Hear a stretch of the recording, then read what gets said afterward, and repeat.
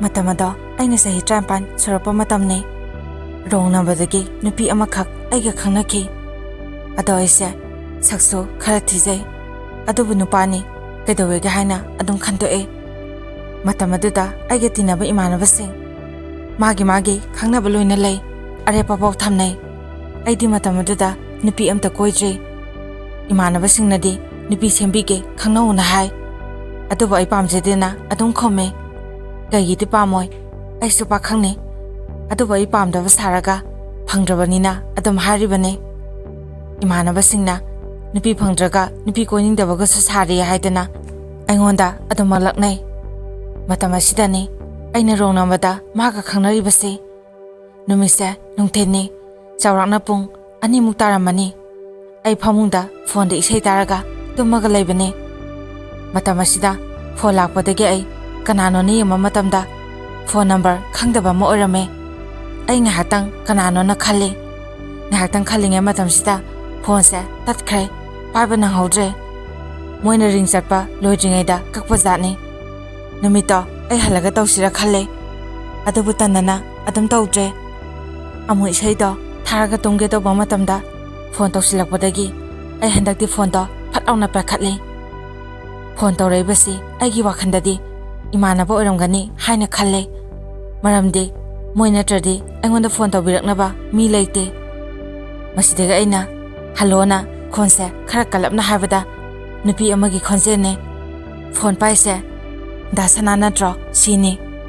ai nupi gi khonjan orambada ngahangakna kanano khalaga lei aina mane adonang kanano khonjen ga kananga ngambada taptharagani aina ngangisi ahanba atoba nupi ga phone da ahanba wari sanaba oibagi mehunsisu karomdagi no khangde aroibidani songisi nupi sina ai asengbagi nang khangdro aigi number ga sa nangonda save tawdro tawdi asengbaiso ai nang kanano khangde aigi number se somna kamaina khangbibano kanadagi lobige yam kya taba saragani aina ngangi basi nupi sina asengbagi aise khangbadawna ngange airo ai jinane noi saina mangonda phone tawro na haye kaigi block thamino mana toba phone do chatrena aingonda phone tawana nangi number se pirakpane phone do monam ta tawkho asengbagi ai khangdiye kanano ma haibo noigi number do onaram do male amta phajana sek taw maso o as kaino haisibo ID number se chumna namkhibe khalle ai ko kangawre phajana number se sek tawraga amu tawrake ko masi haraga phone do tum kakhre ngahami na mangamu leibega nupi do mu phone tawre aduga number do soikhre saunu ko na hai aisho saudie ai kaisu khande haraga phone do adam thamnare numisigi numida waramda imanaba singna phone tawre tholo ngahak sung waking oi kayoi saluse haidana aisu imanaba singa chatle akoina hek toina phamba miso khara latna sapa lambi mapanda leiba uku amakhalai mapam sida akoi imanaba sing ayamana numida waram se thoga dum phame haksik langbo ina numidangda mafam asida imanaba sing mi chatnadraba khara thengjilapa matamda numidangi pungma panga tarpa saida moi mafam sida yu thakane aduba idi yudi laidana kwa phausa de makalamatagi nisa sisinade aduba ina nisa chadragaso imanaba singna ayawdragadi nungaite haiduna phagi tawpham leitena adum ai harakani aisa moina kharaso pangena khanbajatni adubudi ije imanaba singnaso nangsa saujabagi wani pangman khrena adum laknai ai moi myamna ngangba laknabada ai nomta saudi adum ai nokthoga lei akhoi mari ukuda phamaga wari sum sanaraga lei matamasida ngasagi number do amu phone tawre ai imanaba singa leibasida phone sa pakhasira pakhatlosira sum khalle pakhatlege khalaga phone do satama pakhatle nupisina da ngasa ene sokibado saunu kon hai aisho saudie kagi saudoino soibabu tamangambro aduda mana ado dagi khangnaba mi leibro aina khangnaba haidi kaino Mana, aina haidi daga khangnaba nungsinajaba nupi lebra haiba. Aina leite he kaideno. Aina dumaina wari sanabada sum nofek ka tawraga mana hangapa aina sum khombada aigi mataw aduda imanabasingna engonda yenga kanano na hange ai nupisi ai hausi thaba ma tawri loraga tawrake haraga phone se adum thamme masidagi moina kanano kaide nupino nangdi mo mandana nupiga kori banine nupidu bu kaide no aina khangde he wrong number tarakpane aduga sanai wari duna kari o manane aigi khangnaba leibra hange aina leite na khommane maduda imanaba amana khange nangido nang masakhama mi ama soidana oramni nangse pangena sanabira po oramni tawjarunu na ba imanaba amana mo hayeng kona boraga yalaga tholakano he imanabanina yengba ngamoiba masi haraga moi ahumdo noki ai madu uba matamda isada khara sauningbadi phawe adubu karimta de haidre meyabase pangasu pange haraga sawbado maduni imanabana adumaina haido madusu aigi maongnani aidi thuna yumda satninge maramdi nupiduga ai wari sananinge nupidugi khonjendo yamna phajai nungsiba amsu phawe masaksu hek yengbada yam phajarangmodabsu male numita wakhansi irangta langi ithanda monda paknungda sunungai ngehak phamaba matung salasena yumda dum halae ai nupiduda anira phone tawe adubu nupido paraktre aduga demo mana mu tawrae nupi sigi mamingsa jina kawe masil mana ahumne nupi ngakta mogi mapadi ngana dum laikhitre mamana ensangna piyolaga imung pubone yamna waina mogi imung manungi wari pumba mahagaiga ahanba wari sanaba matamda mahana engonda loinaba lirakhi aduga mana aisa yamna pharamgani yam chamlamdo male wari sanabasu yam nungaina engonda hairae ai magi koijadaba mong mataw dongdong nganganba matawduna ai mabu nungsijaki ibani pausum phaunabadagi magi photo ma tharo habadagi magi photo ma WhatsApp ta tharae agisu mangonda ama thai mana hai da sanasi sak yam phajai nangna sak thi hairido kanana haino yamna phajai aisu aibudi thibane ado nangdi nasak yam phajai khonjenga sakka yamna sanai asengbagisu jinase masak phajai kusubudi ngawbusu nate mubusu nate adubu masamga sangaga mamaga piktak tawraga rasi yamna lay ai magi masakse uba matamda yam pamjarure moi imungdi wai habanina aina phone balance di adum hapagane aina adum tawribase magisu aina marmakta adum happy nomadi imanabasingna aina som nupiga wari sanabadagi moisu ai nupi koi khangna habase thajare masidagi nupido masak amta yengena habadagi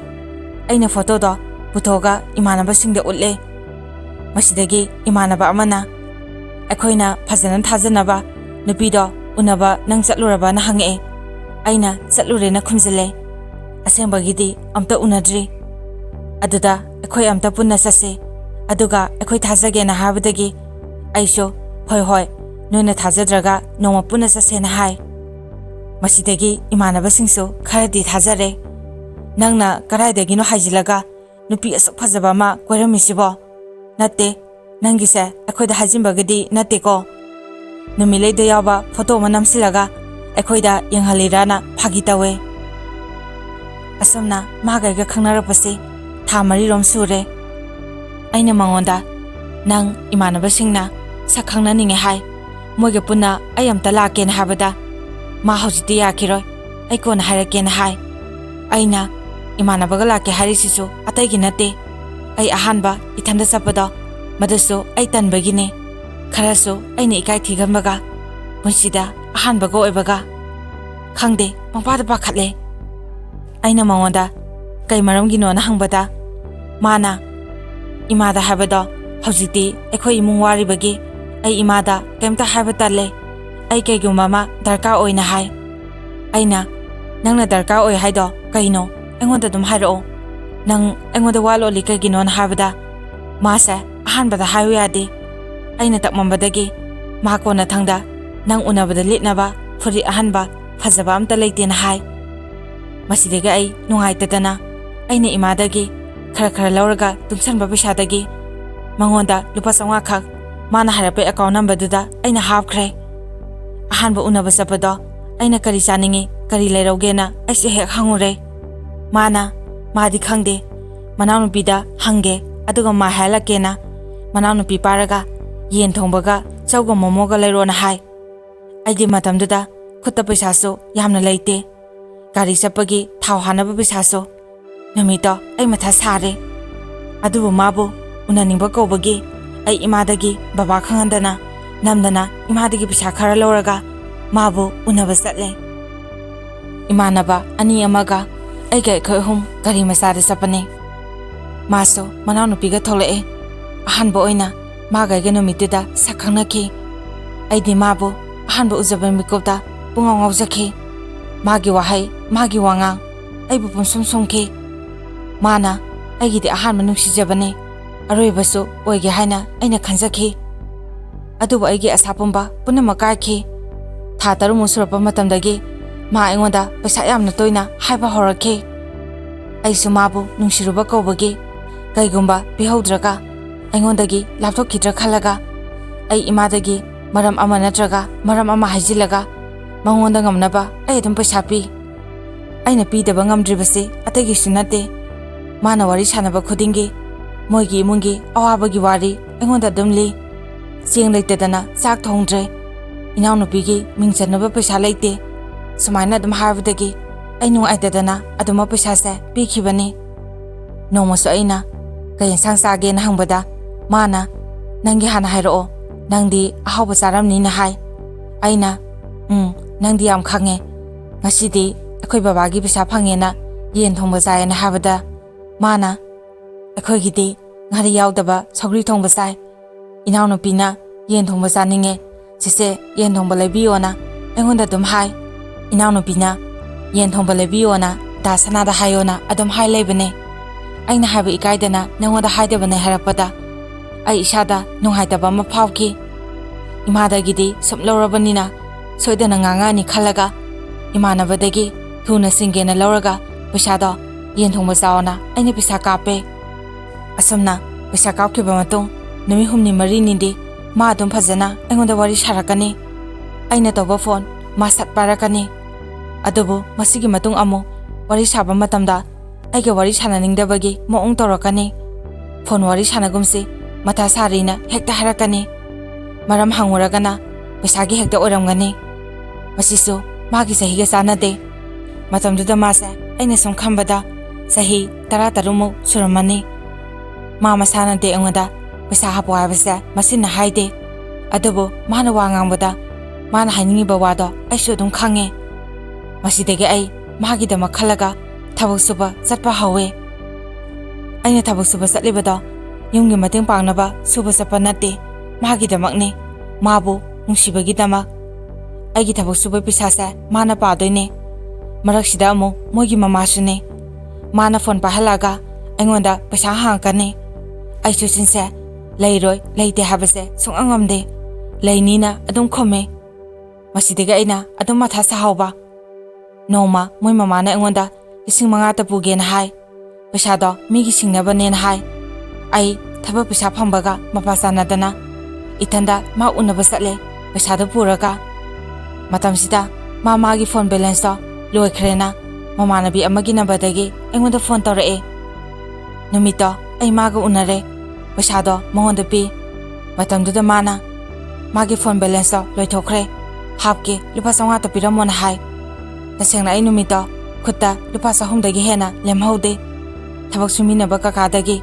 ꯑꯩꯅ 1,000 ꯍꯦꯟꯅ ꯂꯧꯔꯛꯑꯕꯅꯤ ꯑꯩ ꯄꯩꯁా ꯌꯥꯎꯗ꯭ꯔꯦꯅ 100 ꯑꯌꯥꯎꯕꯗꯣ ꯑꯗꯨꯝ ꯄꯤꯔꯝꯃꯦ ꯀꯨꯏꯅꯒ ꯎꯅꯕꯁꯨ ꯅꯠꯇꯦ ꯄꯩꯁꯥ ꯂꯧꯕꯗꯣ ꯑꯗꯨ ꯈꯛꯇꯅꯤ ꯃꯥ ꯄꯩꯁꯥ ꯂꯧꯈꯤꯕꯒ ꯃꯤ ꯎꯅꯤ ꯆꯠꯂꯒꯦꯅ ꯑꯗꯨꯝ ꯆꯠꯈꯤ ꯅꯨꯃꯤꯠꯇꯣ ꯑꯩ ꯒꯥꯔꯤ ꯊꯥꯎꯁꯨ ꯍꯥꯟꯗꯕꯤ ꯃꯥ ꯉꯥꯏꯔ ꯂꯩꯔꯦ ꯍꯥꯏꯕꯗꯣ ꯃꯗꯨꯗ ꯑꯩ ꯍꯣꯕꯦ ꯂꯥꯛꯄꯗ ꯒꯥꯔꯤ ꯊꯥꯎꯁꯨ ꯍꯜꯂꯛꯇ꯭ꯔꯦ ꯃꯣꯏꯗꯒꯤ ꯈꯤꯇꯪ ꯊꯧꯔꯛꯄ ꯍꯧꯔꯛꯄꯗ ꯂꯝꯕꯤꯗ ꯒꯥꯔꯤ ꯊꯥꯎꯗꯣ ꯑꯗꯨꯃꯛ ꯇꯠꯈ꯭ꯔꯦ ꯑꯩ ꯎꯄꯥꯏꯗꯤ ꯂꯩꯇꯦ ꯈꯨꯠꯇꯁꯨ ꯄꯩꯁꯥ ꯑꯝꯇ ꯌꯥꯎꯗ꯭ꯔꯦ imanabada phone tawraga habadagi lae numito ma aingonda yum yoraba haina pau phone tawrakhite aina yoraba matamda mongonda phone tawki numito agi pukni yamna nusikiba numit oiki aina yum yorapaga mongonda phone tawe adubu magi phone da waiting adum lay ai tasingna sauninge hanjin aduma tawe adusu adum lay ai kanano maga wari sanare sena khanbada kokse chaidawi kona thangda ma phone tawre aduga phone da manau no pina pakhibane moi saiga wari sanabane hai aina adudi noina naw pido amta pahalo nupa duda phone ta halaga aige wari sanage harubada ma khangchau saugale adumaina thajaroido oradi ibani tokna rasi yare na haramaga ma noina engondo onsilamaga saujalamaga phone do aduma kakre aina tawe adusudum ma paraktre aisinumito sauningbagi mayaina phone tawdre mahagi damakta aina asam waraga mana aigi damakta di karisu khandaba haidana imana so kakana thabo pisa phangi habase hara male pisa khata piyo napana engonda pisa pisilaga kaidalo singe na hai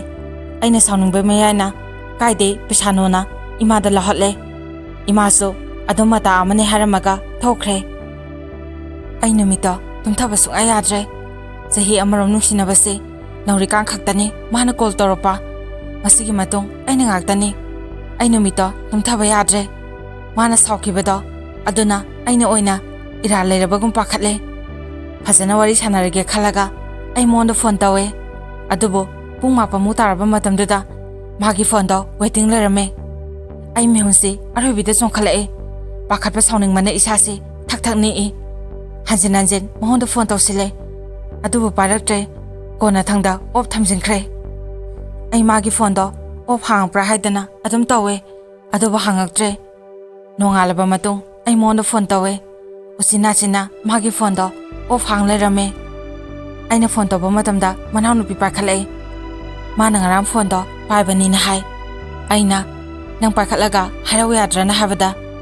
sisena tumkhraganda phone do aina lona lokthopani aduna phone do paidabani na hai masidagi ai noise pahalona habada masina payo adrena phone do tum paraktre aina hanjin phone pahalona habadagi kona thangda jina do phone pare mana nangna du yamna puksin piketaba oradi agonda phone torano nangna pisa khra mating pangena nganingba ngangba sainingba saibedo atomai torokonon hai mana harise kari sanarige aina jina nanduma haino aina piba pisa dudi ai isana nogi mating pangnaba thamusingna pikhibane nangna piyo habsinate adudi aina singatrasu yarena piba pisanena aina khon namtharaga ai lalena amu phajana theme masidege amu mase sauba phare atubodum toina magi phone se waiting adum lay hairaso mananu pina sanabane nangna yamna inanu pise phone pahaningdraga ai phone ta sama leiro adu oedi waiting sulai le heloina hai masidege aisho maduna pharani khalaga hoina haikre aina hoi haikibaga mana pamba phone do adu oina leirona angonda hai phone do lising tramai khara hena pi matamduda aisho aina ngamna piragena hoina dum yakhre adubu haibe wani paisa mapum saga phasa hekta wai handakti babasu masa toina ngamde aduna thabak lepe imungda paisa khara sijina khibaga ai paisa pulap saga phasa ngamdre maraksida amo mana masik amusulawe aisho pidabasu ngamde aina lege haba matamda hendokhibadagi masidigi ma angona mari toba hore mase matang sare angondagi to horagena khanbasu male mana angonda asumna hai aina imanabi singda nangna phone larakanina mi khudinge hairaga nangna di kashulaitana khandokwa nanga moida bo oredi kaige haino ai migi mangda yamna ikaije yare ibani toknarasi nasinthi bananga aige loina batalena kari no yam ngange ai ahambadi phasana haraga mabu theme adubusum mare kansilakpadagi aisu sauningdana mangonda thina sai masidagi ma aigi number sa mana block pire aisu sauningdana nongni di kaso haidre adubu aduma block hangaktre number amadagi tawraso ma pairaktre ꯑꯩꯅ ꯇꯧꯔꯛꯄ ꯑꯣꯏꯔꯝꯅꯤ ꯈꯪꯕ꯭ꯔꯥ ꯈꯪꯗꯦ ꯃꯁꯤꯗꯒꯤ ꯑꯩꯅ ꯅꯣꯡꯃ ꯃꯥꯅ ꯃꯃꯥꯟꯅꯕꯤ ꯑꯃꯗꯒꯤ ꯐꯣꯟ ꯇꯧꯔꯛꯑꯝꯕꯗꯣ ꯃꯗꯨ ꯑꯩꯅ ꯁꯦꯞ ꯇꯧꯁꯟꯕꯅꯦ ꯃꯉꯣꯟꯗ ꯑꯩ ꯐꯣꯟ ꯇꯧꯋꯦ ꯃꯥꯒꯤ ꯐꯣꯟꯗꯨ ꯆꯠꯇ꯭ꯔꯦ ꯑꯝꯇ ꯄꯥꯏꯍꯜꯂꯣꯅ ꯑꯗꯨꯒꯗꯤ ꯃꯃꯥꯟꯅꯕꯤꯁꯤꯅ ꯗꯥꯁꯅꯥ ꯅꯪ ꯖꯤꯅꯥꯒꯤ ꯄꯥꯎ ꯇꯥꯗ꯭ꯔꯤꯕꯣ ꯁꯤꯅꯤ ꯑꯩꯅ ꯀꯩ ꯄꯥꯎꯅꯣ ꯍꯪꯕꯗ ꯖꯤꯅꯥꯗꯣ ꯅꯍꯥꯟ ꯆꯦꯜꯂꯦ ꯉꯔꯥꯡ ꯊꯤꯜꯂꯛꯑꯦꯅ ꯈꯨꯝꯃꯛꯑꯦ ꯑꯩ ꯃꯥꯒꯤ ꯄꯥꯎꯗꯣ ꯇꯥꯕ ꯃꯇꯝꯗ ꯏꯁꯥꯁꯦ ꯀꯩꯅꯣꯝ ꯇꯧꯈ꯭ꯔꯦ ꯈꯪꯍꯧꯗꯦ ꯃꯤꯠꯇꯒꯤ ꯄꯤ ꯇꯥꯈꯤꯕ ꯗꯥꯁꯅꯥꯗ ꯑꯩ ꯋꯥ ꯑꯝꯇ ꯍꯥꯏꯒꯦ ꯑꯗꯣ ꯖꯤꯅꯥꯗꯗꯤ ꯇꯝꯗꯤ ꯇꯝꯃꯛꯀꯅꯣ ꯑꯩꯅ ꯁꯨꯝ ꯗꯥꯁꯅꯥꯁꯦ 이분이 칼라가 하이브네 ꯑꯩ ꯅꯨꯡꯉꯥꯏꯇꯕ ꯄꯨꯝꯕ ꯐꯥꯖꯤꯜꯂꯒ 하요 진아기 하나되기 누시나바 누파 레저버네 바tam khra nupaduga saunabagi paw phaunadabane dasanaga maga kamai khangnaino madi dasanabu nusiba nate dasana se pange sanaba yai pisa lokthokpa yaina khalaga tawrine moi mamasu araba nupi nate mingondagi pisa puraga singni khangoi pisa thawba lapa miduda mana dum khatnaba haudoine hojiki mana seliba nupasiso moi mama masana lokthokpa yaba lokthokpa lorabane ai mana haiba wada tasindre thamagena adum thame ai makhon tho anana lona kapsakhi imana basingna engonda ngahak leitana haikiba nangi maongduda nupiduna yarnina sanabirapo oramni engonda lakna khibado ai loina ningsinga e imana basingnaga khangaga aibu karini haini masi khaluraga ai singba phawki khanki mana ibu nushiribase aibu nushiba oramdre paisa khakki aibu nushiba sasinaba oramle ai tumba saba yakhide maga paw phonadaba mikupta ayam kapkhe ahin kya tumde wakhan yam khanjimbana ai yang kangsile imana supa khatle nangbu ahemani sa sabrana ngak leitana hange aina sadena habada adudi doctor yengsina hai aduba aina yanina aduma yengdre aina matamduda wakhibado ngasi su kaudre nusibagi saina khambase yamna wai aduba aina hoju phawda jingnaba amadi lei madudi aigi number se mana kamai khangino aduga aigi mingna kamaina masi aibu khangba mi amana soidana pitokpa oramgani haina ai ithanda khanjai adubu kanada di saurani aina pangluba nuksibada ka hena thajarubagi punamaksi soikibani khalle adubu aina hena ngaklibase jinado thajadana engonda phone tawre ai ma selu habada ai khangdaba saraga nang kaigi aigi number block thamino hangbada nangonda saubene hai aina engonda nang kaigi sauribana hangbada khangkhangna khangsinadri kaigino nang engonda kari haige aina o nangna phone lebiyo habdura adugibu nangna kaigi waino nangna seluba nupada aduda lehalu yadro nangna seluba nupaduda hayona haba matamda mana ai sele habasa dasanada kanana hareino adu hariba mida aibu kalakpane